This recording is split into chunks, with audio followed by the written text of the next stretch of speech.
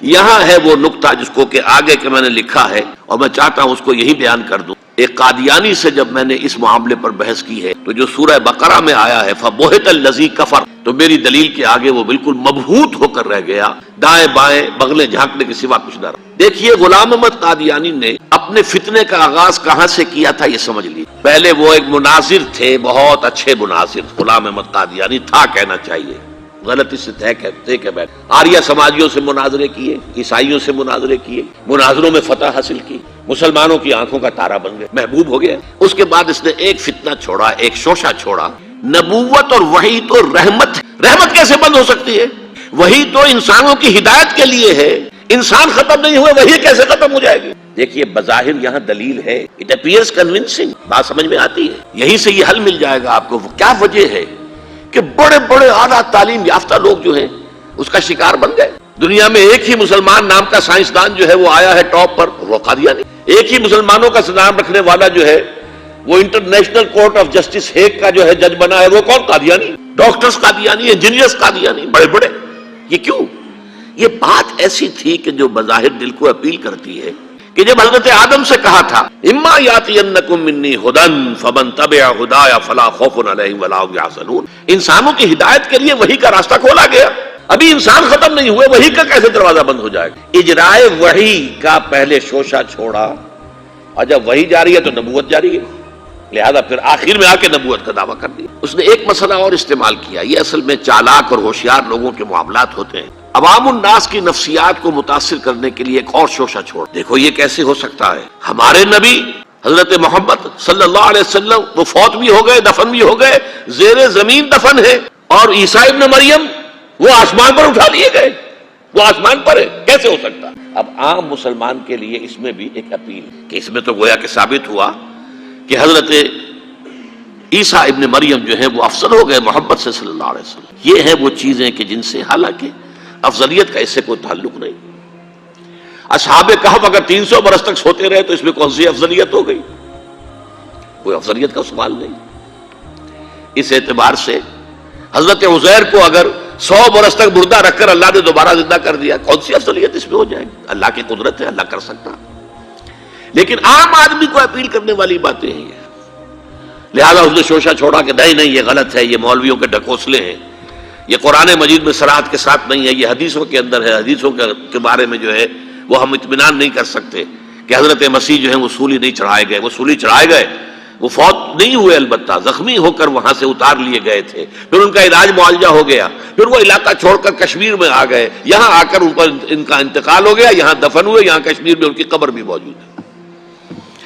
یہ دو ایشو ہیں جو اس شخص نے اٹھائے، اور اس سے عوام الناس جو ہیں جن کے اندر کے علم کی پختگی نہیں ہوتی، یا جذباتی طور پر آپ انہیں متاثر کر سکتے ہیں، یا جیسا کہ میں نے پہلی بات کہی تھی اس میں تو یقیناً ایک وزن کی بات نظر آتی ہے کہ یہ رحمت ہے، وہی رحمت ہے، نبوت رحمت ہے. اللہ کی رحمت بند ہو جائے گی کیسے؟ اب اس کا جواب ہے یہاں. میں نے اس قادیانی سے کہا کہ مجھے یہ بتاؤ کہ کیا تم یہ مانتے ہو کہ اللہ کی ہدایت قرآن میں کامل ہو گئی؟ انہوں نے کہا ہاں ہم مانتے ہیں، ہدایت کامل ہو گئی. میں نے کہا کیا تم یہ مانتے ہو کہ قرآن محفوظ ہے، اس میں تحریف نہیں ہوئی؟ کہ ہاں مانتے ہیں قرآن محفوظ ہے، اس میں تحریف نہیں ہوئی. پھر میں نے کہا مجھے منطقی وجہ بتاؤ، پھر اس وحی کی کھڑکی کو کھلے رکھنے کا فائدہ کیا ہے؟ وہاں سے جو آنا تھا جو مکمل ہو گیا قرآن. ہاں قرآن میں اگر تحریف ہو جاتی، اس کی حفاظت کا ذمہ نہ لیا گیا ہوتا تو کسی نبی کی ضرورت تھی کہ جو آ کے اس کی تصحیح کرتا کہ یہ بات یوں نہیں یوں تھی، یہ غلطی کر دی گئی ہے، ورنہ حقیقت یوں تھی. منطقی اعتبار سے ایک حاجت، ایک جواز پیدا ہوتا ہے اس وحی کے جاری رہنے کا اور نبوت کے جاری رہنے کا، بشرطے کہ ان دو باتوں میں سے کسی ایک کو مانو. یا تو یہ کہو کہ ہدایت قرآن میں مکمل نہیں ہوئی، اور یا کہو ہو تو گئی تھی لیکن قرآن جو ہے گم ہو گیا، قرآن کے اندر تحریف ہو گئی، وہ اصل قرآن نہیں ہے. یہ دونوں باتیں نہیں مانتے تو مجھے بتاؤ عقلی اعتبار سے، منطقی اعتبار سے کہاں کوئی جواز پیدا ہوتا ہے اس کھڑکی کو کھلے رکھنے کا؟ فَبُہِتَ الَّذِي كَفَرَ، جیسا کہ میں نے پہلے آپ کو بتایا بالکل مبہوت ہو گیا کہ واقعتاً آپ کی دلیل بہت مضبوط ہے. تو یہ پہلی بات ہوئی. پہلا مظہر نبوت کی تکمیل کا کیا ہے کہ وہ ہدایت، فلسفیانہ ہدایت، ایمان کی ہدایت، فکری اور نظری ہدایت جو اللہ تعالیٰ نے انسانوں کو دینی تھی وہ قرآن میں مکمل ہو گئی. دوسرے دین حق دیا گیا اور دین حق کی بھی تکمیل ہوئی ہے محمد الرسول اللہ پر صلی اللہ علیہ وسلم. اس کی آیت تو میں پہلے آپ کو سنا چکا ہوں. الیوم اکملت لکم دینکم واتممت علیکم نعمتی ورضیت لکم الاسلام دینا. لیکن اس کے بھی پس منظر کو سمجھ لیجئے. جیسے انسان کے ذہنی ارتقاء کے مراحل آئے ہیں، فلسفیانہ شعور میں ترقی ہوئی ہے اور ہوتے ہوتے وہ اپنے بلوغ کو پہنچا ہے، میچورٹی کو پہنچا ہے، ایسے ہی انسان کے اندر تمدنی طور پر ارتقاء ہوا ہے. ایک دور وہ تھا جب ہمارے آباء و اجداد غاروں میں رہتے تھے، کہیں کوئی اسٹریٹ لائٹ کا سوال نہیں، کہیں کوئی سڑکوں کو صاف کرنے کا سوال نہیں، کہیں کسی کارپوریشن کا، میونسپلٹی کا سوال نہیں، کچھ بھی نہیں. انفرادیت ہی انفرادیت تھی. عام جو منار کا فور سروے، میں اپنی غار کا میں مالک ہوں، جو چاہوں کروں، میرے اوپر کوئی قانون نہیں، کوئی قدغن نہیں. یہ نظام تھا نا. اجتماعیت تھی ہی نہیں، انفرادیت ہی انفرادیت تھی. پھر کیا ہوا؟ قبائلی نظام قائم ہوا. بھائی ہمارا قبیلہ ہے، قبیلے کا ایک سردار ہے، سردار کا حکم ماننا ہوگا. تم فلاں قبیلے کے ہو، اس قبیلے کی روایات یہ ہیں، تمہیں اس پر عمل کرنا ہوگا. اب جیسے جیسے اجتماعیت آنی شروع ہوئی، پابندیاں انفرادیت کے اوپر قدغنیں لگنی شروع ہوئی. یہ نہیں کہ جو چاہو کرو، تمہارا تعلق اس قبیلے کے ساتھ ہے، اس کی یہ رسم ہے، اس کی یہ ریت ہے، اس کا یہ رواج ہے، تمہیں اس کو پورا کرنا ہوگا. اور تمہارا جو شیخ قبیلہ ہے، سردار ہے، اس کا حکم ماننا ہوگا. آگے چلیے، شہری ریاستیں وجود میں آئیں. 2 3 4 قبیلے ایک شہر میں آ کے آباد ہو گئے. اب ہر قبیلہ تو اپنی جگہ پر ایک اجتماعی یونٹ ہے، اس کا سردار ہے، اس کا کہنا سب مانتے ہیں. ان قبیلوں کے آپس کے معاملات کیسے طے ہوں گے؟ یہاں سے کانسٹیٹیوشن کا آغاز ہوا. کوئی اصول طے ہوتے تھے کہ ہمارے بین القبائلی معاملات جو ہیں وہ ان اصولوں کے تحت طے ہوں گے. اب میں یہاں مثال دیتا چلوں. حضور کی بعثت کے وقت مکہ مکرمہ ایک قبیلے کا شہر تھا، صرف قریش وہاں رہتے تھے اور کوئی نہیں رہ سکتا تھا. یا قرشی رہے گا یا قرشی کا غلام رہے گا، وہ کوئی بھی ہو، یا قرشی کا حلیف رہے گا. باہر سے کوئی آئے گا تو کسی مکے والے کا حلیف بن کر ٹھہر سکتا ہے، ورنہ نہیں ٹھہر سکتا. تو ون ٹرائب سوسائٹی قریش. لیکن مدینہ منورہ it was at a higher level of evolution, social evolution. 5 قبیلے آباد تھے وہاں. 2 تھے سنز آف دی سوئل، اصل عرب قبیلے، اوس اور خزرج. 3 تھے یہودی جو آ کر وہاں آباد ہو گئے، بنو قریظہ، بنو قینقاع، بنو نذیر. 3 قبیلے. 5 قبیلوں کے آپس میں اب معاہدات تھے نا ان کے درمیان. اب عجیب بات آپ کو سنا رہا ہوں. اوس کا قبیلہ چھوٹا تھا، خزرج کا بڑا تھا. حضور نے بھی جب 12 ان میں نقیب مقرر کیے تھے تو 9 خزرج میں سے تھے، 3 اوس میں سے تھے. اوس کا قبیلہ چھوٹا تھا. ان کے درمیان طے تھا اگر اوسی قتل کر دے گا کسی خزرجی کو تو دیت جو ہے خون بہا 1/3 ہوگی، اور اگر اوسی خزرجی کو قتل کر دے گا تو 3 گنا دینی ہوگی، اور خزرجی اگر قتل کر دے اوسی کو تو وہ 1/3 ہوگی.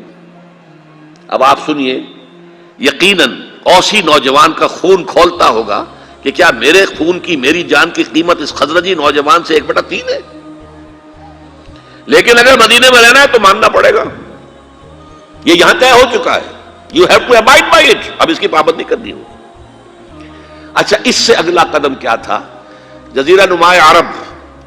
جیسے آپ افغانوں کو دیکھتے ہیں نا کہ افغان کا چہرہ تھوڑا اور پگڑ بہت بڑا، ایسے ہی جزیرہ نما عرب جو ہے اس کے اوپر جو ہے یہ بہت بڑا ٹربن جو ہے، یہ عرب کا ایک اور علاقہ ہے، شام عرب، عراق عرب. یہ بھی عرب ہے، عراق عرب، شام عرب، اور ایک جزیرہ ہے، یہ جزیرہ نما ہے.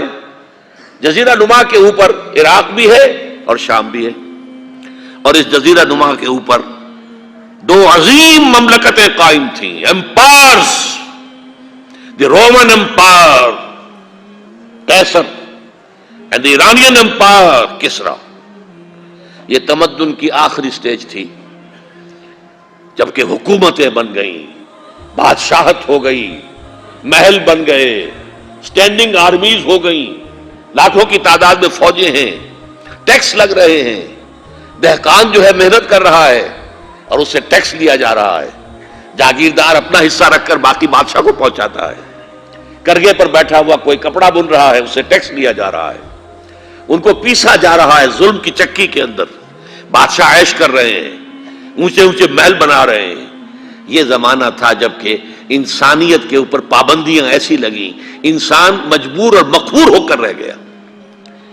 اس دور میں محمد الرسول اللہ پیدا ہوئے صلی اللہ علیہ وسلم۔ اب تمہارا تمدنی ارتقاء اس انتہا کو پہنچ گیا ہے، اب اجتماعیت جو ہے اس کا جو ہے دورہ ہے، انفرادیت پس گئی ہے، اس کی آزادیاں ختم ہو گئی ہیں۔ بادشاہ کا نظام، آپ کو معلوم ہے رومن لیجنز، وہ فوجی ہوتے تھے، ان کے غرق آہن، ذرا کوئی عوام میں بغاوت ہوتی تو کس طرح کو کچلتے تھے، ایرانی فوجی کس طریقے سے کچلتے تھے۔ اس وقت محمد الرسول اللہ آئے اور دین حق ایک نظام زندگی کو مکمل کر کے عطا کیا گیا محمد الرسول اللہ کو، ہر اعتبار سے مکمل۔ سوشل لیول پر یہ ہدایت ہے اور اکنامک لیول پر یہ ہدایت ہے اور سیاسی سطح پر یہ ہدایات ہیں۔ ایک مکمل پولیٹیکو سوشو اکنامک سسٹم کی حیثیت سے دین کو کامل کر کے محمد کو عطا کر دیا گیا صلی اللہ علیہ وسلم، جو آیت میں آپ کو پہلے سنا چکا ہوں، الیوم اکملت لکم دینکم واتممت علیکم نعمتی ورضیت لکم الاسلام دینا۔ حالانکہ دین ہمیشہ سے ایک تھا، دین موسیٰ کا بھی یہی تھا، عیسیٰ کا بھی یہی تھا، ابراہیم کا بھی یہی تھا، نوح کا بھی یہی تھا۔ سورہ شورى میں فرمایا، آیت نمبر 13 ہے، شرع لکم من الدین ما وصى به نوحا والذی اوحینا الیک وما وصینا به ابراہیم وموسیٰ وعیسیٰ۔ سب کا دین ایک تھا، لیکن ابھی دین مکمل نہیں ہوا تھا، ابھی اجتماعیت جو ہے محدود تھی، ابھی انفرادیت کا بول بالا تھا، ابھی ایک نظام کا تصور نہیں تھا، ابھی کوئی پولیٹیکل سسٹم وجود میں نہیں آیا تھا، ابھی وہ سٹینڈنگ آرمیز کے دور نہیں آئے تھے۔ وہ دور جب آ گیا تو ایک just social order, politico socio economic system based on fair play and justice, وہ ہے جو اسلام کی شکل میں دین حق کی تکمیل کر کے محمد الرسول اللہ کو عطا کیا گیا صلی اللہ علیہ وسلم۔ فداہ آباؤنا و امہاتنا الیوم اکملت لکم دینکم واتممت علیکم نعمتی ورضیت لکم الاسلام دینا۔ یہ دو مظاہر ہیں تکمیل نبوت کے، نوٹ کر لیجئے۔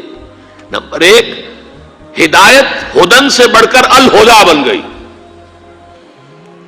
کامل مکمل ہدایت قرآن میں۔ نمبر 2، دین کامل ہو گیا، الیوم اکملت لکم دینکم۔ یہ دونوں چیزیں حضور پر اپنے نقطۂ عروج کو اور کمال کو پہنچ گئیں۔ یہ لینے والا حصہ جو ہے، اللہ سے لینے والا وحی، اللہ سے لینے والا دین، یہ دونوں کی تکمیل ہو گئی محمد الرسول اللہ صلی اللہ علیہ وسلم پر۔ اگلا جو عنوان ہے وہ میں پہلے ڈیل کر چکا ہوں، ختم نبوت کے خلاف غلام احمد قادیانی کی دلیل اور اس کی تردید، کہ وحی کیسے بند ہو سکتی ہے، یہ تو ہدایت کا ذریعہ ہے، نبوت کیسے ختم ہو سکتی ہے، نبوت تو رحمت ہے، اللہ کی رحمت اور وحی ہدایت کے لیے، یہ کیسے بند ہو سکتی ہے؟ اور اگر وہ جاری ہے تو بس میں ہوں، میں دعویٰ کر رہا ہوں، مجھ پر وحی آ رہی ہے، میں اللہ کا نبی ہوں۔ اس کا جو میرا جواب تھا وہ آپ کے سامنے پہلے ہی عرض کر دیا ہے۔ اب آگے چلیے، تکمیل رسالت کے دو مظاہر، یہ نوٹ کیجئے، میں نے کہا تھا یہ ہے لینے والا، یہ ہے دینے والا حصہ۔ رسالت والا حصہ دینے والا، وہاں سے لینے والا نبوت، ہدایت مکمل، وحی کامل اور دین مکمل۔ اب دینے والے حصے کے بارے میں فرمایا لِيُظْهِرَهُ عَلَى الدِّينِ كُلِّهِ، تاکہ غالب کر دے اسے کل کے کل دین پر، پورے نظام زندگی پر۔ یہ رسالت کی تکمیل ہے بئی معنی کہ ایک درجہ ہے رسالت کا تبلیغ، بہت سے نبی تبلیغ کرتے ہوئے ہی ان کی پوری زندگی گزر گئی، کہیں کوئی نظام قائم ہوا ہی نہیں۔ نظام تو صرف محمد عربی کے ہاتھوں اور آپ کے دست مبارک سے قائم ہوا ہے، حضرت ابراہیم کے ہاتھوں بھی نہیں ہوا، حضرت عیسیٰ کے ہاتھوں نہیں ہوا، حضرت موسیٰ کے ہاتھوں نہیں ہوا۔ لیکن یہ کہ تبلیغ حق ادا کر دیا، انہوں نے بات کو پہنچانے کا حق ادا کر دیا۔ لیکن ایک ہے اتمام حجت، دین حق کے ضمن میں اتمام حجت کیا ہے؟ دین کو قائم کر کے اس کی عملی شکل دنیا کے سامنے پیش کرو، ورنہ کتاب میں بہت اچھی باتیں لکھی جا سکتی ہیں، یہ یوں ہونا چاہیے، یہ ایسا ہونا چاہیے، یہ یوں ہونا چاہیے، اس کا یہ اصول ہونا چاہیے، بہت اعلیٰ، آپ اپنے دماغ سے کام لیجئے، اعلیٰ سے اعلیٰ باتیں لکھ دیجئے، لیکن جب تک آپ اسے قائم کر کے اس کا نمونہ نہ دکھائیں، یہ ثابت نہ کریں کہ یہ پریکٹیکیبل ہے، یہ نافذ کیا جا سکتا ہے، اس وقت تک ظاہر بات ہے کہ وہ حجت جو ہے اپنے درجہ اتمام کو نہیں پہنچی۔ ایک یہ بھی ہے کہ آپ کہیں بھئی یہ کام ایسے کرنا ہے، اس طرح کرنا ہے، اس طرح کرنا ہے، ایک یہ کہ آپ کر کے دکھا دیں، فرق ہے کہ نہیں؟ لِيُظْهِرَهُ عَلَى الدِّينِ كُلِّهِ، تاکہ غالب کرے اسے پورے کے پورے دین پر۔ اللہ کا دین ایک complete politico socio economic system کی حیثیت سے قائم ہو جائے۔ دیکھیے، نوٹ کیجئے، میں نے پہلے بھی نام لیا تھا، سقراط کے بعد افلاطون، افلاطون کے بعد ارسطوٹل، ارسطو۔ افلاطون نے ایک کتاب لکھی تھی، دی ریپبلک، اس نے نقشہ کھینچا، اس طرح ہونا چاہیے، یوں ہونا چاہیے، نظام ایسا ہونا چاہیے، حکومت ایسی ہونی چاہیے، فلاں معاملات ایسے ہونے چاہیے، اور وہ کتاب اتنی وزنی ہے ایک کتاب کی حیثیت سے، حضرت مسیح سے 300 برس پہلے کی شخصیت ہے، تو گویا کہ 2300 برس سے وہ کتاب دنیا میں موجودہ چلی آ رہی، کتاب ختم نہیں ہوئی، ورنہ لاکھوں کتابیں چھپتی ہیں، ختم ہو جاتی ہیں، نام و نشان نہیں رہتا۔ کتاب تو وہی باقی رہتی ہے جس کے اندر کوئی وزن ہو، جس میں کوئی ٹھوس مواد ہو۔ وہ ریپبلک آج بھی موجود ہے دنیا میں، لیکن جو نظام اس نے پیش کیا تھا ریپبلک میں، وہ کہیں ایک دن کے لیے بھی قائم نہیں ہوا، تو وہ حجت نہیں ہے۔ کہہ سکتے ہیں یوٹوپیا ہے، یہ خیالی جنت ہے، خیالی جنت کا نقشہ کسی نے کھینچ دیا ہے، یہ ہونے والی بات نہیں ہے۔ بابا کیا کہہ رہے ہو؟ اب میں مثال دے رہا ہوں بڑی سادہ سی، یہ بظاہر تو بہت اعلیٰ بات ہے، سید القوم خادمہم، قوم کا سردار تو اس کا خادم ہوتا ہے۔ ہاں بھائی، بڑی اچھی شاعری کی ہے آپ نے، لیکن یہ ہونے والی بات نہیں ہے۔ سردار سردار ہوتا ہے، خادم کیسے ہوگا؟ کیا محمد نے یہ کر کے نہیں دکھا دیا صلی اللہ علیہ وسلم؟ کیا خلیفہ وقت کی حیثیت سے حضرت عمر فاروق نے اپنے کندھے پر آٹے کی بوری لے کر اور اس خاندان کو نہیں پہنچائی کہ جس کے بچے بھوک کی وجہ سے بلبلا رہے تھے؟ لاکھوں مربع میل کے اوپر ان کا حکم چل رہا ہے، اور اپنے کندھے پر غلام نے کہا بھی کہ حضرت حضور یہ میں حاضر ہوں، میں لے چلتا ہوں، نہیں، قیامت کے دن تم میرا بوجھ نہیں اٹھا سکو گے۔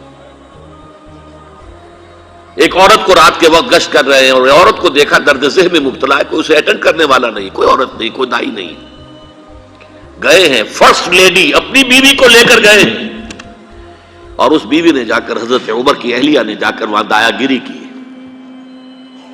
سید القوم خادمہم، کر کے دکھایا کہ نہیں؟ انسانی مساوات کا نقشہ پیش کر کے دکھایا کہ نہیں؟ کہ بیت المقدس کا سفر ہو رہا ہے، اور سرکاری سفر ہے، کوئی پرائیویٹ نہیں ہے، نجی سفر نہیں ہے، کوئی علاج معالجے کے لیے نہیں جا رہے معاذ اللہ، بلکہ خالص سرکاری سفر، بیت المقدس کا چارج لینے کے لیے جا رہے ہیں۔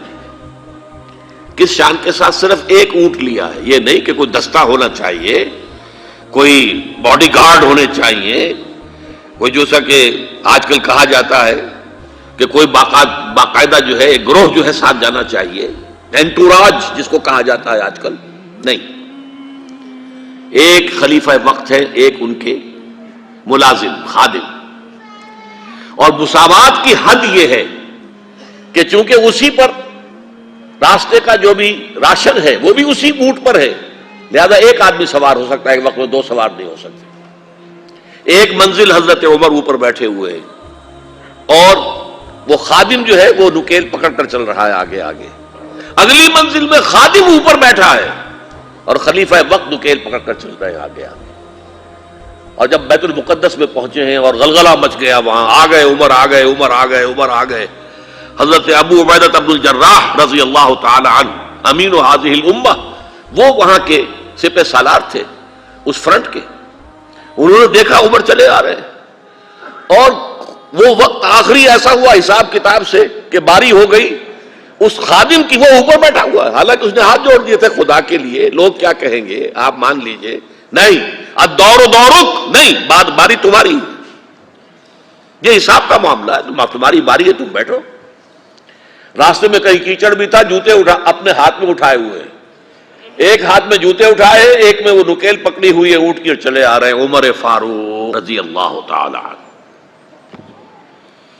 یہ کہانیاں معلوم ہوتی ہیں، انہونی باتیں معلوم ہوتی ہیں، لیکن چونکہ یہ پوری تاریخ ہے، یہ کوئی 5-6 ہزار سال پرانی بات نہیں ہے.